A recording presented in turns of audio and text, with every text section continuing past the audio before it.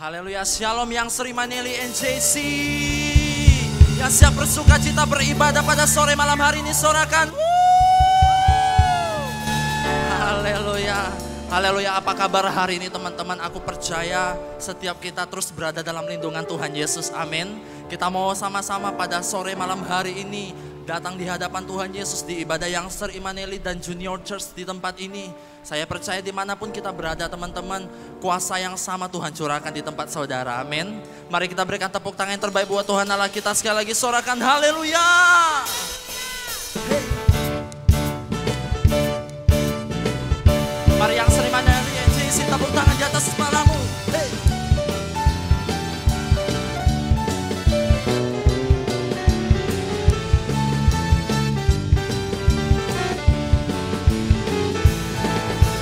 Yesus jalan kebenaran dan jalan kehidupan, itu yang Yesus katakan dan ku percaya, amin. Di dalam namanya ada keselamatan kekal.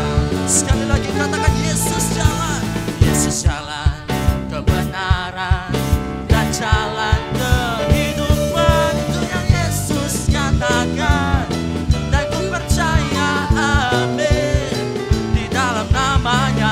Keselamatan kekal. Mari ikuti gerakan saya dan singer dari sebelah kanan.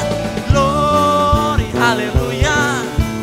Glory, haleluya. Oh, oh, glory, haleluya. Glory, haleluya. Di dalam namanya ada keselamatan kekal. Sekali lagi katakan Yesus jalan. Yesus jalan kebenaran dan jalan kehidupan, itu yang Yesus katakan dan ku percaya, amin.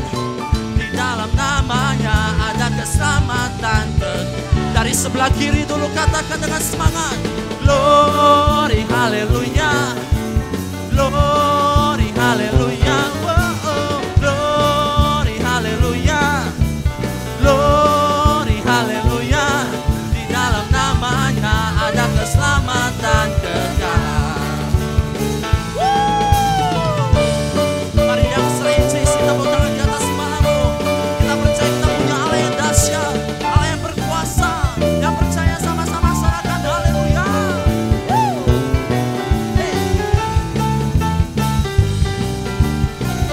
Mari sama-sama kita katakan glory, glory, haleluya. Glory, haleluya. Oh, oh, glory, haleluya. Glory, haleluya. Di dalam namanya ada keselamatan kekal. Di dalam namanya ada keselamatan kekal. Di dalam namanya. Sama-sama berikan tepuk tangan yang terbaik buat Tuhan Allah kita. Anak muda lebih lagi sorakan. Ada keselamatan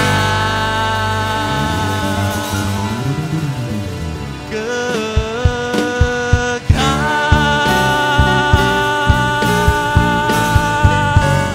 Yang bersuka cita sorakan haleluya. Sorakan. Haleluya. Haleluya. Mari kita mau siapkan persembahan kita teman-teman pada sore malam hari ini. Kita dengan tangan hampa kita datang ke hadirat Tuhan Yesus. Teman-teman boleh mempersiapkan persembahan setiap teman-teman dengan cara melakukan transfer di nomor rekening yang sudah tertera di layar teman-teman semua. Mari sama-sama kita satukan hati, kita berdoa. Segala pujian, syukur, segala hormat kami naikkan hanya bagimu ya Tuhan Yesus. Terima kasih Tuhan untuk sore malam hari ini ya Bapa. Kalau kami masih boleh Tuhan izinkan, berikan kesempatan ya Tuhan Yesus untuk kembali datang Tuhan di hadirat-Mu. Kami boleh kembali beribadah ya Tuhan Yesus, sekalipun harus tetap di rumah kami masing-masing. Tetapi kami percaya dengan iman kami Tuhan, ketika Tuhan sudah mengizinkan semuanya terjadi, Tuhan juga yang akan mengembalikan, menggantikan dengan kesukaan yang besar atas setiap kami. Kami percaya Tuhan Yesus, biarlah kami terus taat, kami terus mengucap syukur, Dan kami terus berterima kasih untuk semua yang sudah Tuhan izinkan terjadi dalam kehidupan kami. Kami mau memberikan persembahan kami ya Bapa pada saat ini. Terimalah persembahan kami Tuhan Yesus. Biarlah persembahan kami boleh berguna ya Bapa, dimanapun diperuntukkan dan digunakan. Terima kasih Tuhan Yesus, terima kasih Roh Kudus. Biarlah segala pujian, segala hormat, kemuliaan kami kembalikan hanya kepadamu ya Tuhan. Kita yang siap memberikan persembahan, sama-sama kita katakan amin. Mari kita mau siapkan hati kita teman-teman pada sore malam hari ini. Kita mau masuk dalam penyembahan kita. Di Mazmur 44 dicatat demikian teman-teman. Karena Allah kami nyanyikan puji-pujian sepanjang hari, dan bagi namamu kami mengucapkan syukur selama-lamanya. Ketika kita menaikkan setiap pujian kita kepada Tuhan, ketika kita menyembah Allah kita yang luar ajaib, luar biasa, saya percaya ada ucapan syukur yang keluar dari hati kita teman-teman, yang mengasihi Tuhan kita yang sungguh luar biasa. Mari sore malam hari ini kita mau ambil waktu di hadapan Tuhan Yesus. Kita mau kembali datang ke hadirat Tuhan. Kita mau sama-sama bersyukur. Kita mau sama-sama menaikkan setiap doa kita, ucapan syukur kita sore malam hari ini. Oh, terima kasih. Terima kasih Yesus. Kau ajar.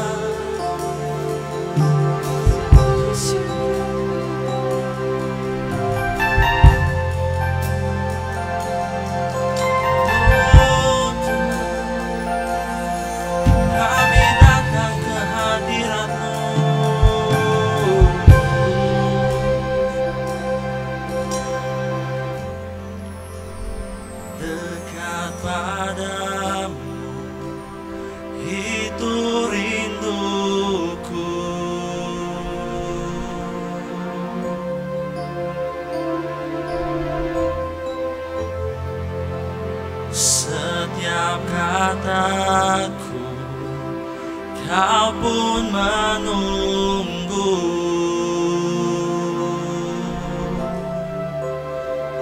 Tak kusangka ku temukan satu kasih yang abadi.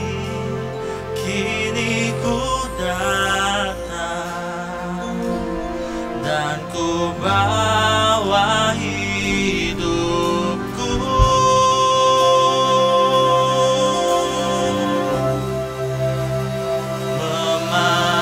memandang wajahmu, mengikuti kebaikanmu, mengejar hadirmu dalam hidupku.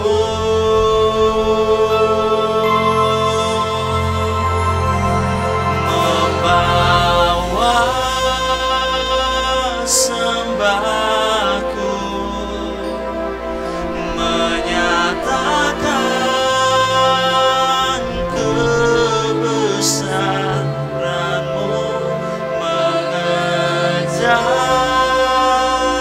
hadirmu di dalam hidupku.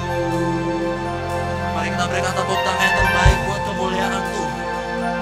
Oh, mengejar hadirmu Bapa. Haleluya. Dekat padamu, itu rinduku. Setiap kata kami, setiap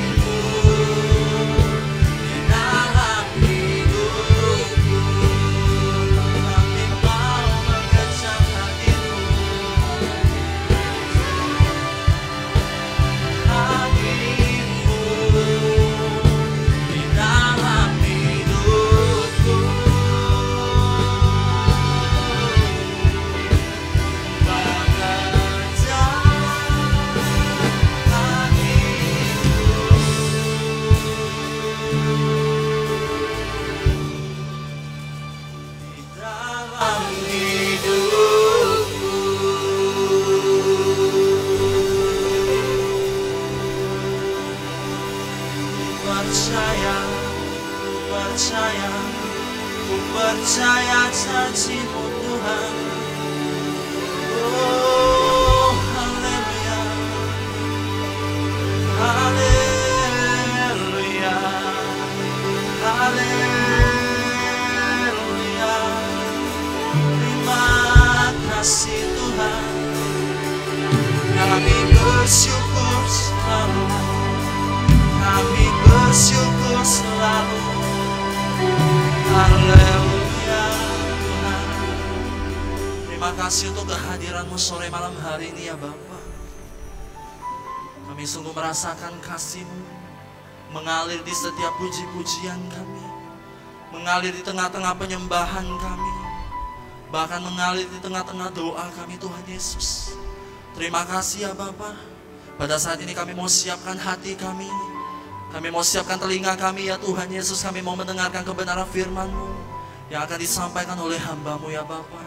Kami yakin dan percaya dengan iman kami, apa yang disampaikan itu merupakan isi hati Tuhan untuk setiap kami, generasi Yeremia yang ada di tempat ini ya Tuhan Yesus. Terima kasih Tuhan, terima kasih. Biarlah segala pujian, segala hormat, kemuliaan kami naikkan hanya kepada Tuhan Yesus. Mari setiap kita anak-anak muda yang siap mendengarkan kebenaran firman Tuhan, bersama saya kita katakan amin. Sekali lagi berikan tepuk tangan yang terbaik buat Tuhan Allah kita. Haleluya.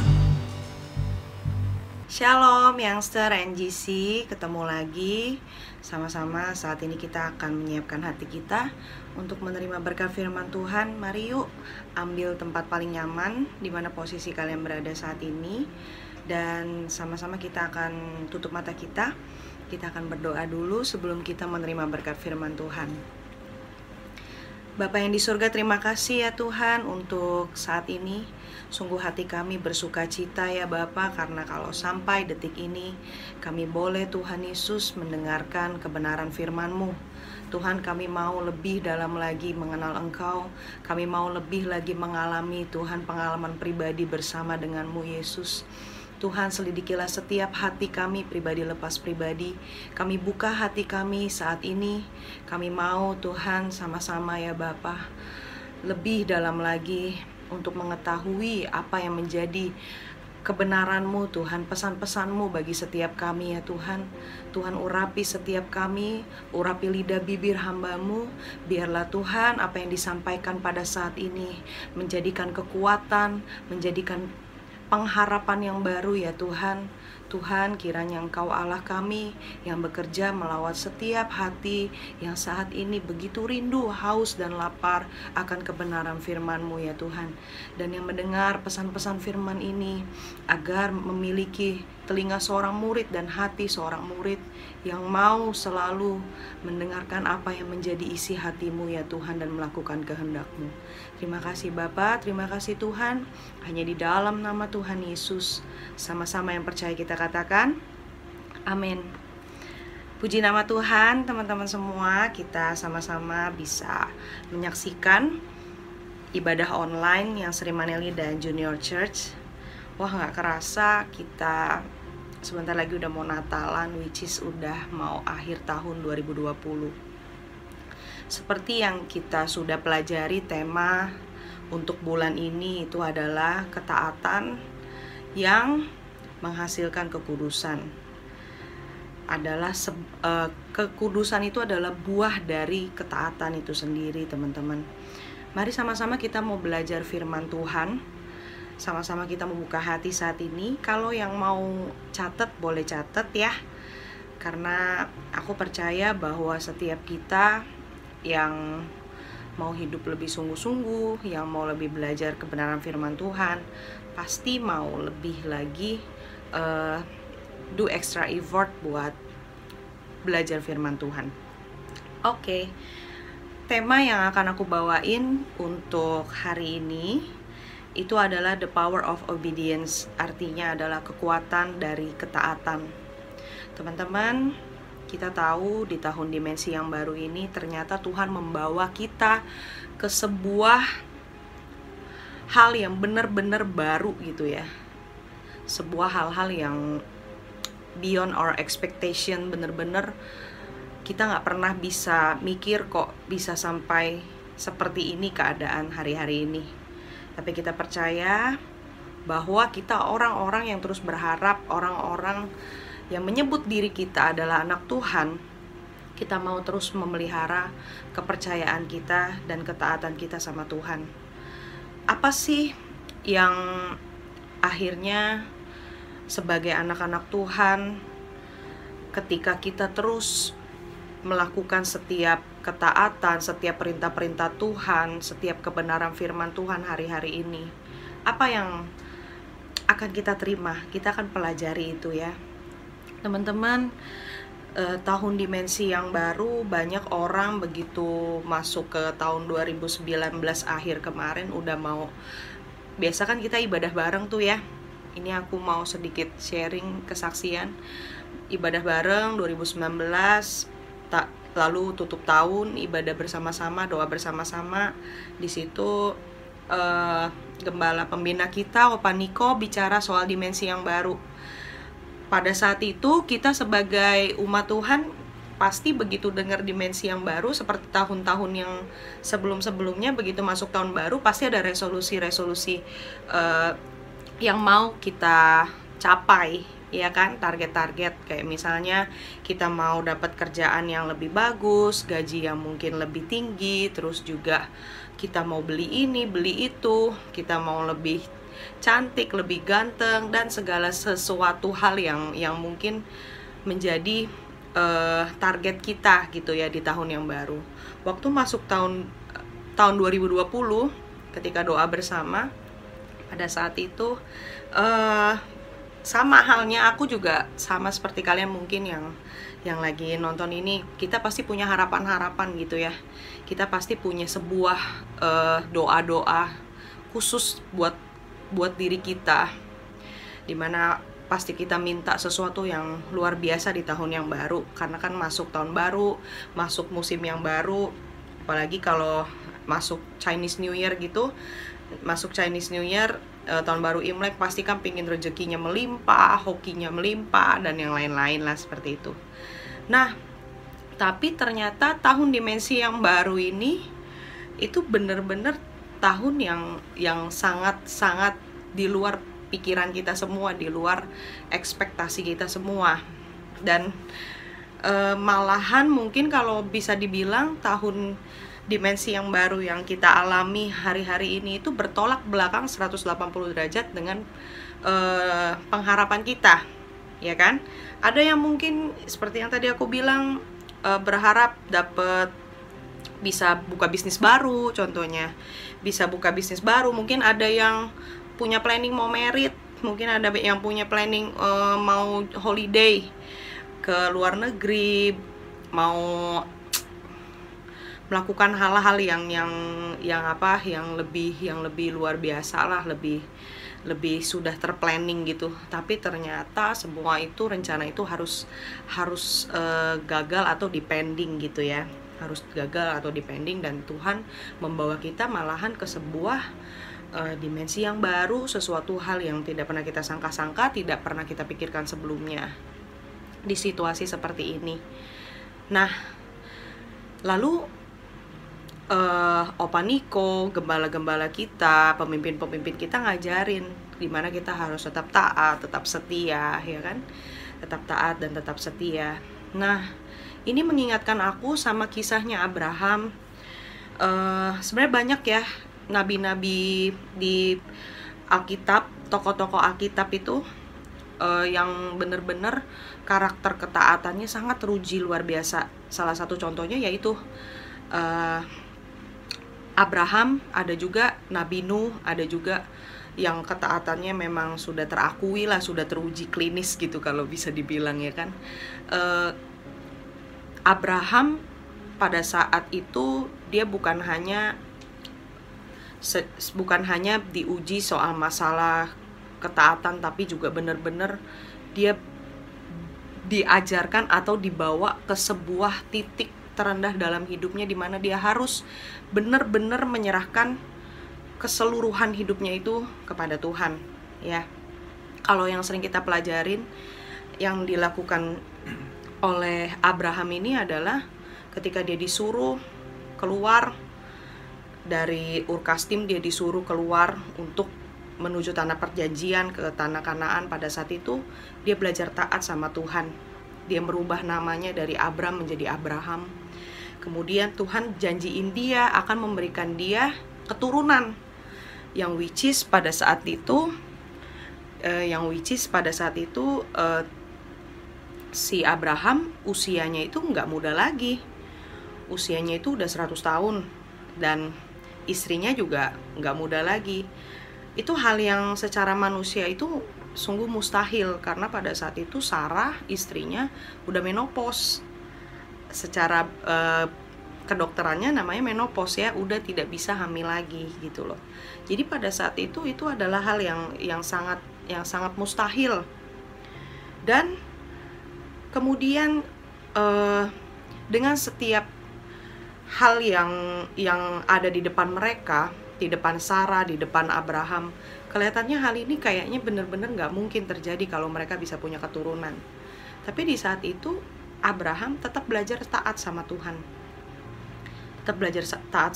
Dan akhirnya gak lama kemudian benar Tuhan memberikan seorang anak laki-laki yang bernama Ishak sebagai keturunan Abraham. Dan bahkan pada saat itu Tuhan bukan cuma bicara tentang satu orang anak laki-laki aja, tapi di situ Abraham dikatakan dia akan menjadi bapa segala bangsa. Keturunannya itu akan seperti pasir di laut, ya, nggak terhitung jumlah dan banyaknya. Nah, yang harus kita teladani dari sikap ketaatan Abraham ini, ketika Abraham taat, ketika Abraham itu membuka hatinya, benar-benar merendahkan hatinya di hadapan Tuhan, itu the power of obedience atau kekuatan dari ketaatan yang dialami Abraham itu benar-benar nyata ya. Tuhan begitu sayang sama Abraham. Terujinya itu sebenarnya bukan saat Ishak lahir, tapi pada saat Tuhan meminta Ishak untuk diserahkan sebagai korban bakaran. Pada saat itu Abraham secara manusia udah nunggu hampir 100-an tahun untuk punya keturunan, tapi anaknya disuruh diserahin untuk dibakar. Coba kita bayangin, aku nggak kebayang, bener-bener itu adalah hal yang bener-bener sulit banget gitu ya. Tapi pada saat itu Abraham dia tetap melakukan apa yang menjadi kehendak Tuhan, karena dia tahu Tuhan yang memberikan, maka itu adalah milik Tuhan, itu adalah dari Tuhan gitu ya. Pada saat itu ketika Abraham setia, Abraham taat, Tuhan ngelihat hatinya. Tuhan melihat Abraham begitu tulus ya. Abraham begitu tulus, Abraham begitu taat gitu loh sama perintahnya Tuhan. Akhirnya benar-benar janji Tuhan digenapi sangat luar biasa. Keturunan Abraham itu sampai detik ini itu benar-benar diberkati, semuanya begitu luar biasa. Kalau kalian mau tahu, bangsa Israel itu semuanya kan rata-rata keturunan Abraham ya, keturunan Abraham, dan mereka itu menjadi penguasa-penguasa di dunia ini gitu ya, kalau kalian tahu. Dan mereka itu pinter-pinter, mereka itu orang-orang yang jenius, dan memang janji Tuhan itu begitu luar biasa kepada Abraham. Jadi hal yang pertama yang harus kita lakukan ketika di saat-saat seperti ini, di saat-saat kita harus melihat kenyataan yang di luar harapan kita, di saat nggak ada alasan buat kita berharap, nggak ada alasan buat kita bertahan, justru kita belajar untuk percaya seperti Abraham. Dia bingung dong, kenapa Tuhan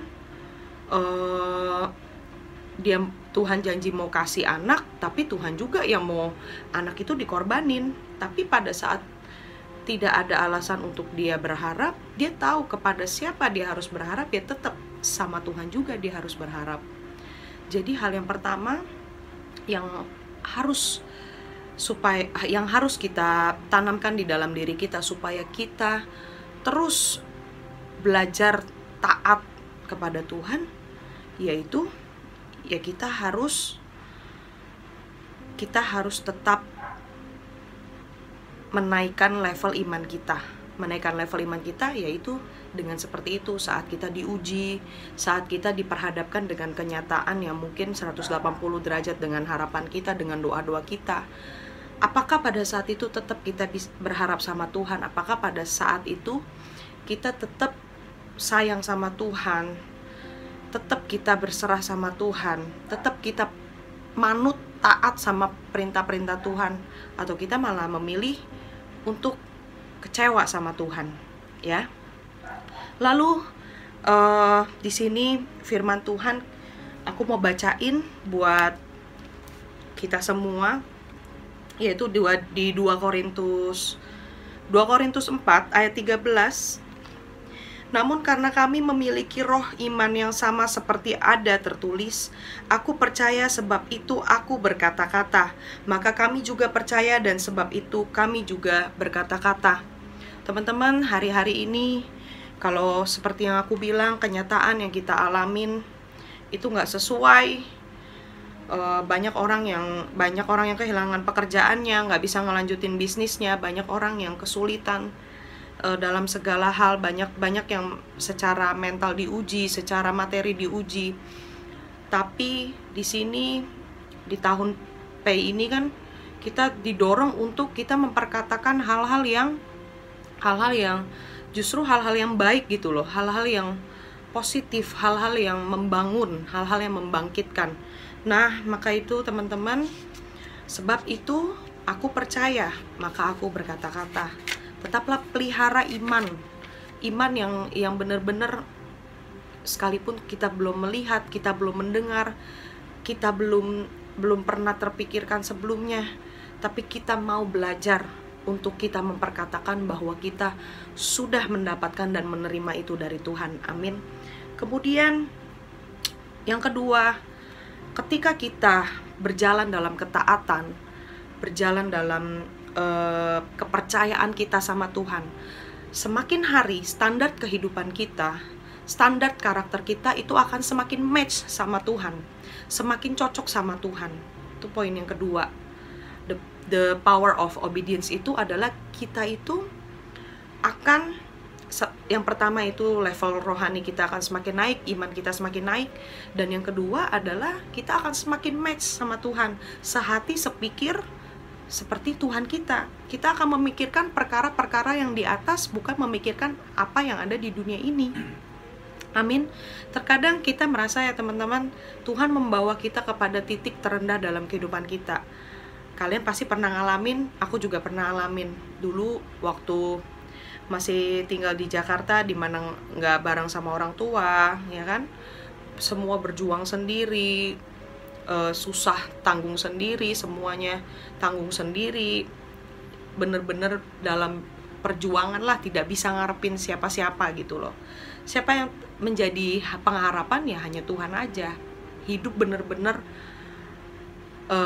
di titik terendah itu kadang-kadang justru mengingatkan aku tuh bahwa wah memang nggak ada yang bisa diandelin gitu, nggak ada yang bisa diharapin selain Tuhan aja gitu loh. Karena kenapa? Seringkali orang kan kalau dia sukses, dia kaya, mungkin dia semuanya baik-baik aja, ya kan? Dia akan merasa bahwa nggak terlalu butuh Tuhan gitu loh. Seringkali orang itu malahan ketika di dalam keadaan yang under pressure, di saat tertekan, di saat dalam keadaan nggak ada yang bisa diharapin, baru deh berseru-seru sama Tuhan gitu loh. Nah terkadang memang Tuhan izinkan, makanya pencobaan-pencobaan yang berat itu harus terjadi di dalam kehidupan kita.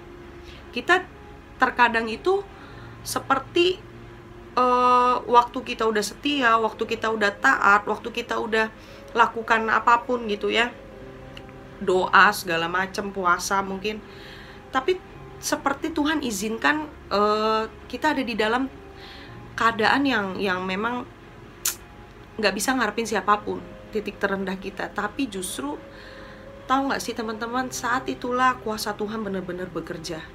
Saya sering banget mengalami pada saat nggak ada yang bisa kita harapin, nggak ada yang bisa kita cari, ya. Itu cuman diri kita sama Tuhan aja.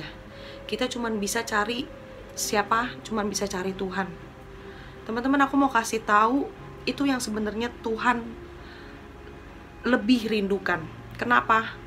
Misalnya nih, kalau kamu lagi dalam keadaan sulit, lagi tertekan, lagi ada masalah, kamu carinya siapa? Mungkin kamu cari teman kamu, sahabat kamu, pacar kamu cerita, kamu curhat, ya kan? Kamu curhat, kamu nangis-nangis, ya kan? Terus setelah itu suatu hari orang ini mengecewakan kita. Siapa yang bisa kita harapin lagi? Saat itu pasti mental kita tergoncang gitu, kita jadi merasa bahwa kita hidup sangat kesepian, sendirian gitu ya. Kenapa? Karena kita nggak mengandalkan Tuhan. Nah, tapi justru di sini ketika kita belajar untuk taat, kita belajar untuk paham bahwa setiap proses yang terjadi ini memang Tuhan izinkan, yaitu kita harus kembali kepada Sang Pencipta. Kita harus berseru sama Dia, kita harus minta tolongnya ya sama Dia gitu loh. Kita harus minta tolong sama Dia. Nggak bisa ketika kamu lagi ngedown, lagi stres, lagi banyak masalah, terus kamu selalu cara kamu punya relasi terus sama Tuhan, punya hubungan terus sama Tuhan dengan titip-titip doa. Misalnya, doain gue ya supaya gue tetap kuat, doain gue ya supaya gue tetap setia, doain gue ya supaya gue tetap taat. Ya, it's okay kalau meminta doa, itu hal yang bagus. Tapi kalau kita sendirinya nggak mau doa, kita sendirinya bilang bahwa aduh doa-doa begini, kita sendirinya bilang bahwa doa-doa begini nggak doa-doa begini aja susah gitu loh, mau doa aja tuh udah susah gitu kan. Malahan itu yang bikin kita ngedown gitu loh teman-teman. Kalau misalnya kita berkata seperti itu, kita merasa bahwa kita berjuang hidup ini hanya sendirian. Aduh boro-boro deh mau berdoa, mau nangis aja nggak bisa. Biasa kan orang-orang bilangnya kayak begitu. Nah, tapi di sini justru kita harus sadar bahwa di saat kita dalam keadaan paling lemah, di titik terendah, justru kita harus, disitulah kita harus menunjukkan ketaatan kita sama Tuhan. Ketaatannya gimana? Ya misalnya nih, kita lagi galau tentang masalah kita disakiti. Ya apa yang harus kita lakukan? Firman Tuhan perkatakan ya kita harus mengampuni, belajar untuk mengasihi. Pada saat itu, saya tahu itu adalah hal yang sangat sulit, ya, mengampuni orang yang udah nyakitin kita. Tapi firman Tuhan perkatakan itu, ya kita lakukan itu, ya. Karena ini adalah pilihan, bukan lagi mikirin soal perasaan. Iman itu kalau kita jalani dengan perasaan kita nggak akan ketemu, nggak akan bisa dijalani.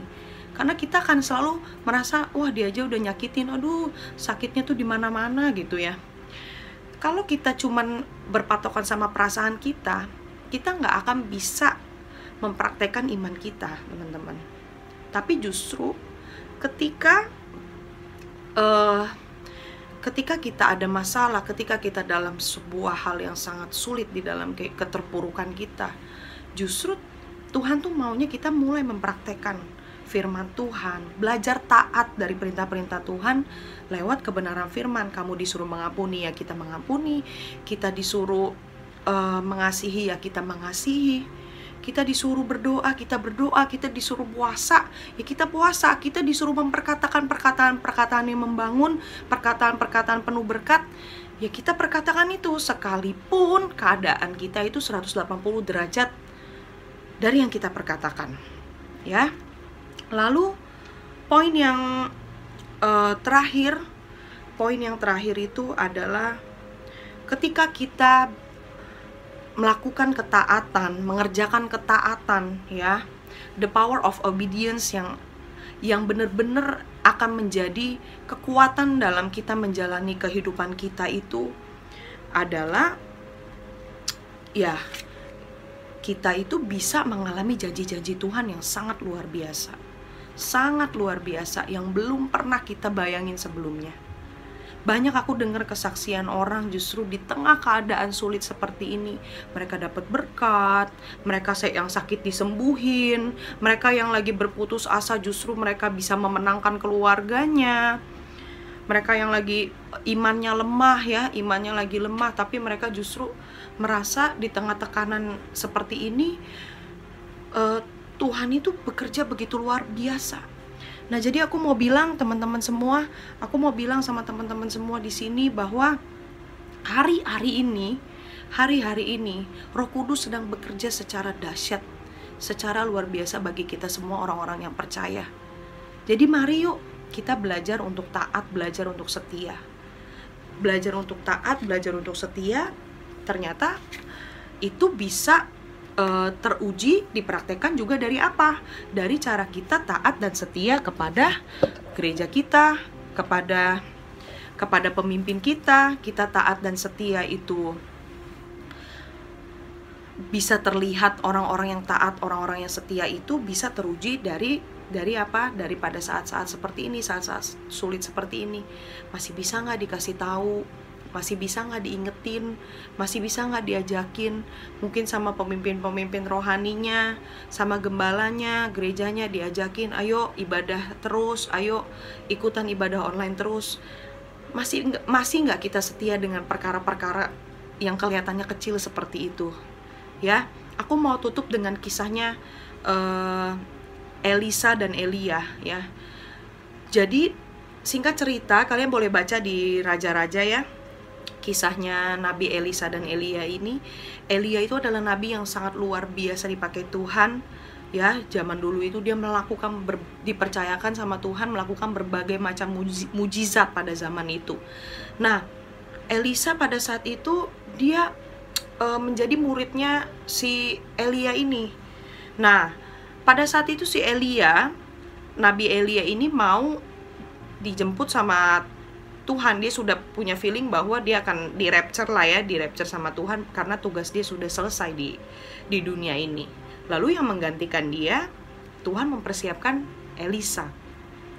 Dan Tuhan mempersiapkan itu bukan karena Tuhan yang seperti sulap membentuk si Elisa menjadi orang yang taat, enggak. Tapi Tuhan justru melihat hati Elisa, dia adalah orang yang berkenan untuk melanjutkan tugasnya Elia.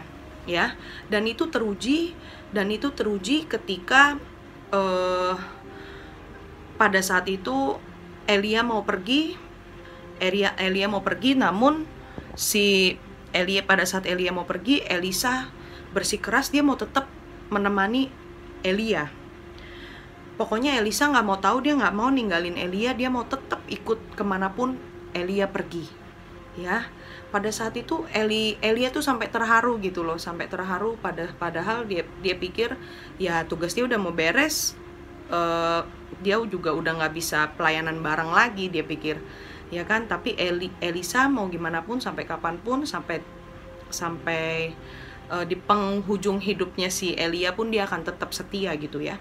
Akhirnya dia ikutin si Elia ini, tetap diikutin sampai akhirnya si Elia, Nabi Elia ini berdoa gitu loh, ngomong sama Tuhan, kalau memang si Elisa ini adalah orang yang akan meneruskan tongkat estafet pelayanannya Elia, tolong supaya nanti ketika si Elia dijemput Tuhan, diangkat, masa pengangkatannya Elia ini, si Elisa ini bisa ngelihat gitu loh, melihat itu, menyaksikan momen itu gitu loh.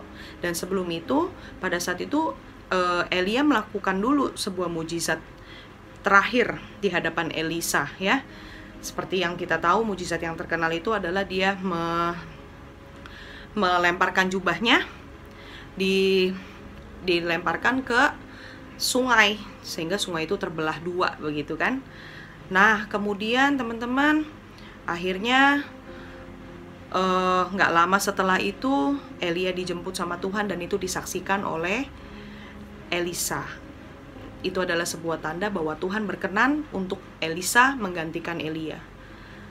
Dari sini kita melihat, kalau kalian bisa baca, ini nggak keburu waktunya, Elisa begitu setia dan taat.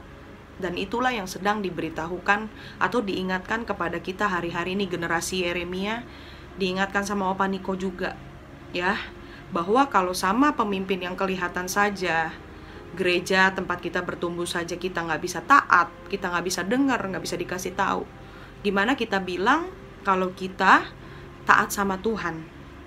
Iya kan? Orang seringkali bilang ketika dikasih tahu sama pemimpinnya mungkin atau sama gembalanya, dibilangnya nggak perlulah, misalnya Tuhan ada di mana-mana kok. Memakai alasan yang lebih rohani padahal sebenarnya tidak mau taat gitu loh. Tuhan belum ngomong kok ke saya. Wow, luar biasa sekali ya, sampai pakai kata-kata Tuhan belum ngomong sama saya gitu loh. Nah, jadi hati-hati dengan perkataan-perkataan seperti itu, karena pemimpin juga bukan sembarangan Tuhan pilih ya. Tuhan bukannya sembarangan pilih orang-orang di atas kita. Ini bukan hanya bicara tentang pemimpin-pemimpin rohani, tapi bos-bos di tempat kerjaan kita juga seperti demikian. Jadi teman-teman, mari terus jaga ketaatanmu, teruslah ada di jalan yang benar.